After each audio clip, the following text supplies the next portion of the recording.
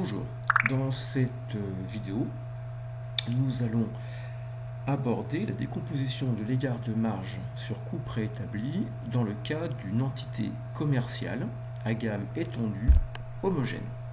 C'est-à-dire que pour la société ABC, les produits A, B et C sont suffisamment proches pour être considérés comme identiques.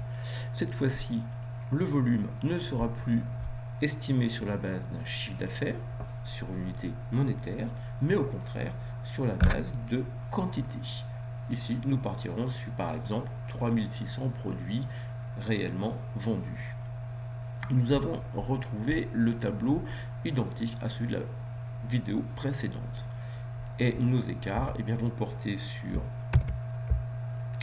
les trois mêmes thèmes, l'écart sur prix, et celui-ci, je pense que vous ne serez pas trop surpris, va se calculer exactement de la même manière. Je prendrai un prix réel moyen auquel sera retranché le prix préétabli moyen,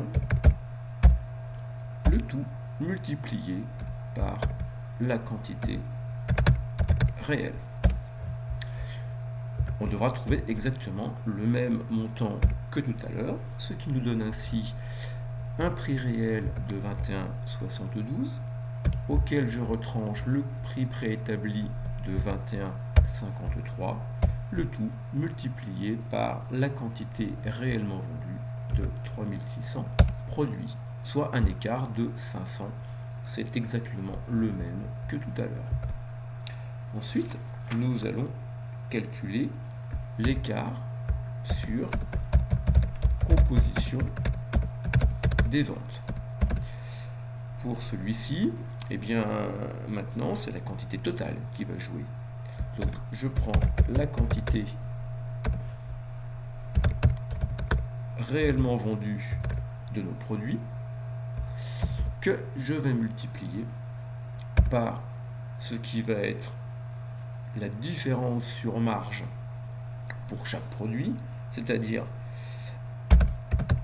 la marge moyenne préétablie moins la marge moyenne budgétée. Et là, effectivement, si on a une différence entre nos différentes marges, elle devra apparaître sur cette base-là. Ainsi, pour notre calcul, je prendrai tout d'abord notre marge moyenne préétablie, 9,80, auquel je vais retrancher la marge moyenne budgétée, 9,66 et quelques. Le tout multiplié par la quantité réellement vendue, 3600 produits ABC. Ce qui nous fait un écart de 500. Pour terminer, nous allons pouvoir calculer l'écart sur volume global.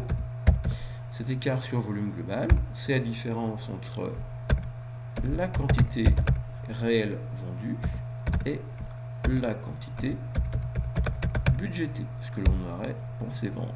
Le tout multiplié par la marge moyenne budgétée. Je pense que là, vous voyez tout où on va en arriver. On a une quantité réelle de 3600 produits. On a une quantité budgétée de 3600 produits. Je n'ai pas besoin de vous faire le calcul. Je sais déjà que je suis à 0 dans le cas d'ABC. Mais seulement pour ABC. Dans d'autres situations, d'autres exercices, ça serait autre chose. Vous aviez déjà un indice avant, quand je faisais la somme des deux écarts précédents, je retrouvais les 1000 d'écart sur coût préétabli.